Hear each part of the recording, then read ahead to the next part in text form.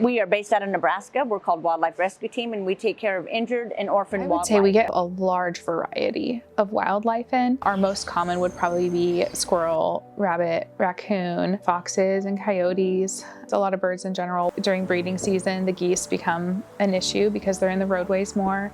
Wildlife rescue volunteers handle a wide range of animals, but beyond individual rescues, protecting wildlife takes coordination on a much larger scale. The partnership between the federal government, who are really in charge of these migratory species, and the local states, it's considered to be a pretty good partnership for doing that because there's a lot of interest. A lot of people like ducks and geese and sandhill cranes. Think about what they need and how you can contribute to that. So there are lots of good conservation organizations here in Nebraska. Donating to those helps them do things like purchase land along the Platte River that will help cranes during the migration. There are lots of very small contributions to conservation collectively have a very large impact. These large-scale partnerships between federal agencies and conservation groups have played a vital role in protecting habitats across the state of Nebraska. It's the people on the ground who bring it to life.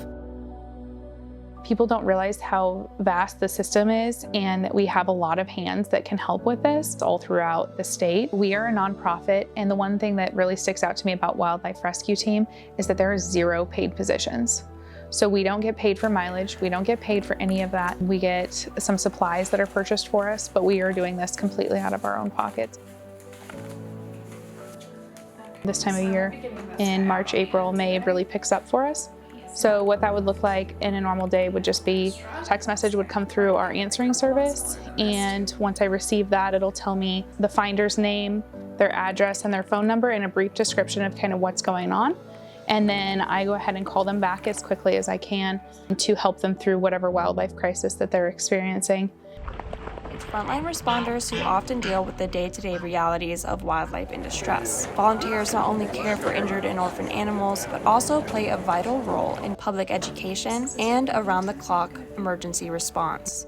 We get hands-on experience with the wildlife, and we can often detect diseases before any other person can. That puts us ahead of the curve as far as letting the public know that there might be a zoonotic illness.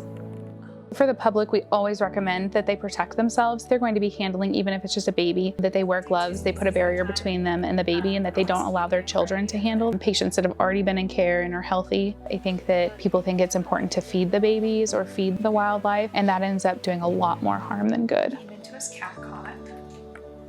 He had several puncture wounds. We have a hotline that answers our calls 24 hours a day, 7 days a week. Rehabbers are usually on call from 9 a.m. to 9 p.m., but if it's an emergency, they will actually push that notification through to us. So the number for that is 402-473-1951. It's important to know that if it's been more than like an hour and you haven't gotten a call back, you should call back a second time. From high-level habitat protection to hands-on rescue and rehabilitation, wildlife conservation takes all of us. Whether it's donating, volunteering, or simply knowing what to do when you find an animal in need, every action helps. Reporting with Nebraska News Service, this has been Ariana Joy Cobbler.